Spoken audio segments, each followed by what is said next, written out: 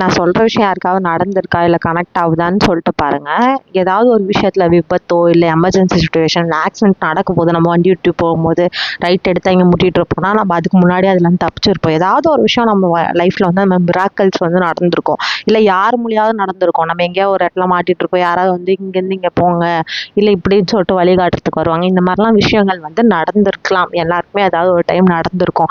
அப்படி எனக்கு நடந்த ஒரு விஷயத்தை தான் நான் ஷேர் பண்ணிக்க போகிறேன். நான் ரொம்ப குட்டி வயசாக இருக்கும்போது ஃபஸ்ட் ஸ்டாண்டர்டோ இல்லை செகண்ட் ஸ்டாண்டர்டோ படிக்கும்போது ஊரில் எங்கள் அம்மாவோட வீடு காஞ்சிபுரத்தில். அப்போ வந்து ஓலை வீடு தான், கரண்ட் வசதி எதுவுமே கிடையாது. மண்ணெண்ணெய் விளக்கு தான் இருக்கும். அதுதான் வெளிச்சத்துக்கான விளக்கு.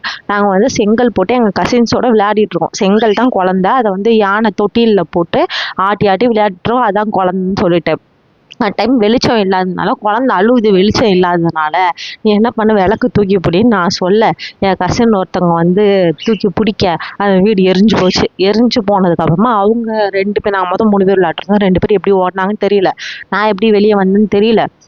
எனக்கு ஒன்றுமே புரியல. அந்த டைம் என்ன நடந்துச்சுன்றதே எனக்கு பிளாக் அவுட்டாக இருக்குது. இப்போ நான் யோசிச்சா கூட எப்படி நான் வெளியே வந்தேன், எரிஞ்சது, அது எரிஞ்சு முடிஞ்சது, வீடு ஃபுல்லாக கருங்குனது, இது எதுவுமே என் கண்ணில் ஞாபகம் கிடையாது. வெறுமனே அந்த யானையை தூக்கி பிடிங்க அப்படின்னு அந்த யானை குழந்தை அழுகுது, யானைக்கு கரெக்டாக அதாவது தொட்டிலுக்கு கரெக்டாக வந்து தூக்கி பிடிக்க சொன்ன உடனே அது மட்டும் தான் எனக்கு ஞாபகம் இருக்குது. வீடு ஃபுல்லாக எரிஞ்சது எனக்கு ஞாபகமே கிடையாது. இதுக்கப்புறம் எங்கள் அம்மா வந்து என்னை கட்டி பிடிச்சி அழுகுறாங்க, எனக்கு ஒன்றும் ஆகலைன்ட்டு. வீடு ஃபுல்லாக எரிஞ்சு போச்சு. ஃபுல்லாக வந்து எரிஞ்சு போய் கருப்பு கருப்பாக இருக்குது. இது மட்டும் தான் என் கண்ணில் ஞாபகம் இருக்குது.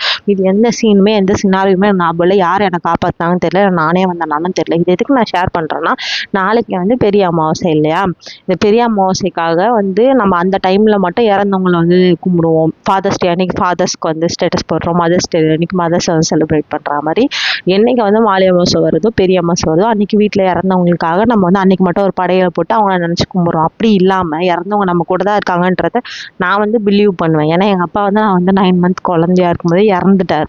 அதுக்கப்புறமேட்டுக்கு நான் பண்ணுற ஒரு விஷயத்துலையுமே அவர் என் கூட இருக்காருன்ற மாதிரி நான் வந்து நம்புவேன். எதுக்காகனா, நான் வந்து சைல்ட் லைனில் வந்துட்டு ஒரு 2 இயர்ஸ் ஒர்க் பண்ணியிருக்கேன்.